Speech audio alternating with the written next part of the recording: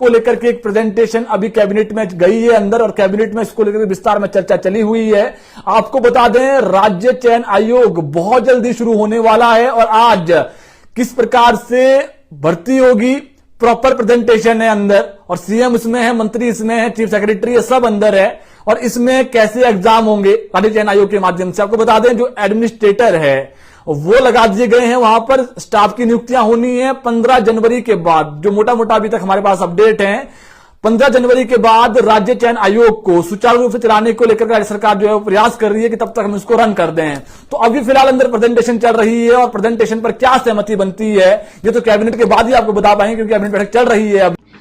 JBT batch wise भर्ती भी एक तरह से स्थगित हो गई है, और इसमें साफ तौर से ये कहा गया है कोर्ट की ओर से कि नियुक्तियां ना दी जाए परमिशन के बिना। तो इस पर भी आज जेबीटी अभ्यर्थियों की ओर से ये एक डिमांड रखी गई है कि जल्दी ये भर्ती प्रक्रिया पूरी होनी चाहिए। शिक्षा मंत्री रोहित ठाकुर को उन्होंने कहा है कि प्रक्रिया को जल्द से जल्द पूरा किया जाए। देखा जा सकता है काफ़ी समय बीत गया है इस बैच वाइज भर्ती को लेकर, और अभी तक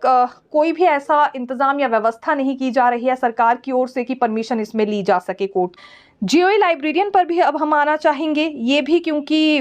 विधानसभा परिसर के बाहर आए थे मुख्यमंत्री से मुलाकात करने के लिए। पिछले कई वर्षों से ये अपने पहले भर्ती नियमों के इंतजार में बने रहे, और अब जब भर्ती नियम इनके लिए तैयार किए गए हैं हाल ही में, तो उसका ये विरोध कर रहे हैं। इनका कहना है कि +2 में 50% अंकों की शर्त लगाई गई है, जिसे कि इसमें कई अभ्यर्थी पूरा नहीं कर पाएंगे, सीधे तौर पर इस भर्ती से बाहर हो जाएंगे। और जहां पहले इन्होंने डिप्लोमा ही हासिल किया है, ये बहुत सारे ऐसे लोग हैं जो डिप्लोमा होल्डर्स हैं, लेकिन अब इसमें बैचलर डिग्री की शर्त रखी गई है, बैचलर्स इन साइंस लाइब्रेरी, तो ये शर्त भी पूरी नहीं कर पाएंगे। 5 से 6 हज़ार के करीब संख्या सीधे तौर पर बाहर हो जाएगी अगर ये 2 शर्तें भर्ती नियमों में रखी जाती हैं जीओई लाइब्रेरी के पद भरने के लिए।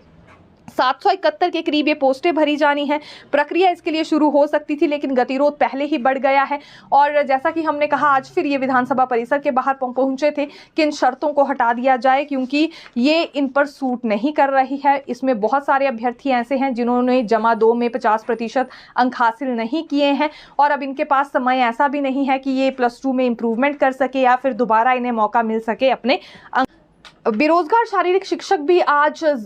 देखिए जोरावर स्टेडियम में पहुंचे थे, और इनकी ओर से भी यही मांग रखी जा रही है कि पिछले 7 सालों से भर्ती इनकी नहीं हो पाई है। सभी कैटेगरीज की जब शिक्षकों की भर्ती हो रही है तो इन्हें दरकिनार क्यों किया जा रहा है। मुख्यमंत्री से मिलने के लिए ही आए थे, और पोस्टर्स भी इन्होंने हाथ में लिए हुए थे, और इन्हीं की ओर से ये स्टेटमेंट दी गई है कि ये कोई प्रदर्शन नहीं कर रहे हैं, ना कोई आक्रोश दिखा रहे हैं, महज ये तो मिलने के लिए आए हैं। लेकिन जब मिलने के लिए कोई भी प्रतिनिधि मंडल आता है तो वो पोस्टर्स के साथ नहीं पहुंचता है, सबसे ज्यादा समझना ये जरूरी है। दूसरी बड़ी बात, लगभग 11 जिलों से ये शारीरिक शिक्षक आज पहुंचे थे, बेरोजगार शारीरिक शिक्षक हैं,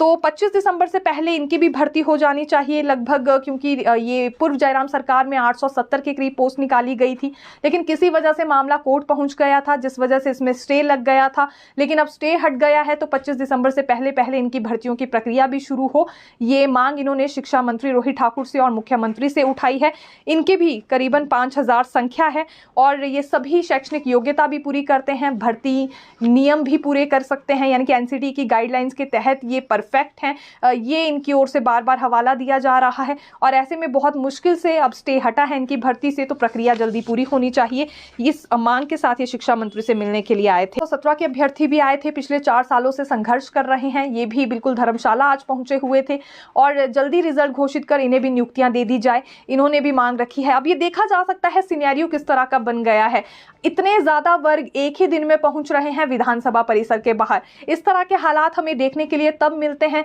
जब 4 या 4.5 साल का कार्यकाल किसी भी सरकार का पूरा हो गया हो। यहाँ महज 1 साल का कार्यकाल पूरा हुआ है, उसके बाद से लेकर लगातार उन वर्गों की लाइन नजर आ रही है जो कि पिछले कई समय से मांगे उठा रहे हैं या समस्याओं का समाधान जिनका नहीं हो पाया है। तो पोस्ट कोड 817 के अभ्यर्थी भी आए थे कि रिजल्ट घोषित कर इन्हें नियुक्ति दे दी जाए। हालांकि इनके केस में मुख्यमंत्री पहले 2 से 3 बार ऐलान भी कर चुके हैं कि 817 वालों को थोड़ा सा संयम रखने की आवश्यकता है, जल्द इनका रिजल्ट घोषित कर दिया जाएगा, और अधिकारियों को भी इस बारे में निर्देश जारी कर दिए गए थे, जिसका नतीजा हमें देखने में ये मिला था कि कार्मिक विभाग ने पहले देखिए विधि विभाग को फाइल भेजी थी कानूनी राय लेने के लिए, और विधि विभाग ने वापस से ये फाइल कार्मिक विभाग को फिर भेज दी थी इस राय के साथ कि इसमें लगभग 5 के करीब आरोपी हैं जो कि पेपर लीक मामले से संबंधित जुड़े हुए पाए जा रहे हैं।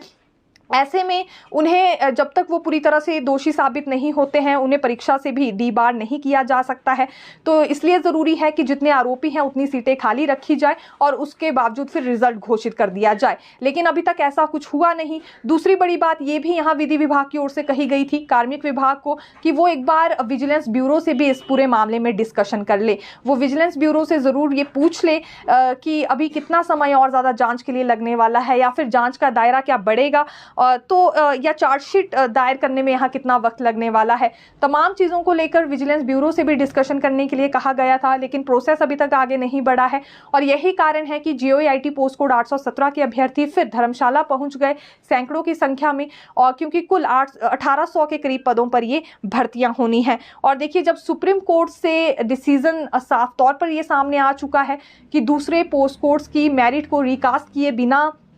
कुल 817 के जितने पद हैं उस पर ही रिजल्ट घोषित किया जाए, तो फिर अब यहाँ इंतज़ार करना वैसे ही अभ्यर्थियों के बस में नहीं होगा, क्योंकि पहले कोर्ट के फैसले के इंतज़ार में ये थे। अब उसके बाद FIR दर्ज होने का मामला इस पोस्ट कोड में सामने आ गया। फिर मुख्यमंत्री ने हालांकि ऐलान कर दिया कि जल्द इसमें रिजल्ट घोषित किया जाएगा, अधिकारियों को निर्देश भी जारी कर दिए गए हैं। और अब तो जब कानूनी राय एक तरह से विधि विभाग की ओर से सामने आ गई है, तो यही सवाल अभ्यर्थी उठा रहे हैं कि सब कुछ जब हो चुका है और कानूनी राय भी आ चुकी है कि जितने आरोपी हैं उतनी सीटें खाली रखकर रिजल्ट घोषित हो सकता है, तो इसमें फिर देरी या लेट लतीफी क्यों बरती जाए। एंटिटी भर्ती पर भी शिक्षा मंत्री रोहित ठाकुर ने आज एक बड़ा संकेत दिया है। इनका कहना था कि लगभग 6000 के करीब ऐसे प्री प्राइमरी स्कूल है जहां पर कक्षाएं लगाई जा रही हैं, और एनरोलमेंट इसके लिए राज्य सरकार ने 10 के करीब निर्धारित की है, यानी कि 10 के करीब बच्चे होने चाहिए और उसके बाद यहाँ भर्तियां शुरू कर दी जाएंगी। हालांकि इससे पहले अधिकारियों ने कई तरह के सुझाव दिए हैं इसी भर्ती को लेकर।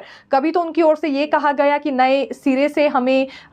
इसमें प्रशिक्षण देना चाहिए महिलाओं को, तो फिर कभी इसमें कुछ और आइडिया निकाला गया कि JBTs को ही क्यों ना शामिल कर दिया जाए, आंगनबाड़ी वर्कर्स को भी इसमें प्रेफरेंस देने की बात हुई थी। लेकिन आज शिक्षा मंत्री रोहित ठाकुर की ओर से ये बात कही गई है कि एनरोलमेंट 10 से ज़्यादा बच्चों की निर्धारित की गई है। राज्य सरकार के विचाराधीन ये मामला है और एनटीटी भर्ती पर जल्दी ही फैसला लिया जा सकता है। लेकिन क्या उन महिलाओं को इसमें मौका मिलेगा जो कि एनटीटी डिप्लोमा होल्डर्स हैं और जिनके पास केवल 1 ही साल का डिप्लोमा है, या महज 2 साल का डिप्लोमा ही इसमें मान्य होगा? अभी तक सिचुएशन इस पर क्लियर नहीं हो पाई है, क्योंकि शिक्षा मंत्री बार बार एक चीज कहते हैं कि एनसीटीई की गाइडलाइंस को किसी भी भर्ती में अब दरकिनार नहीं किया जाएगा। तो एनसीटीई की गाइडलाइंस उसमें ये कहती हैं कि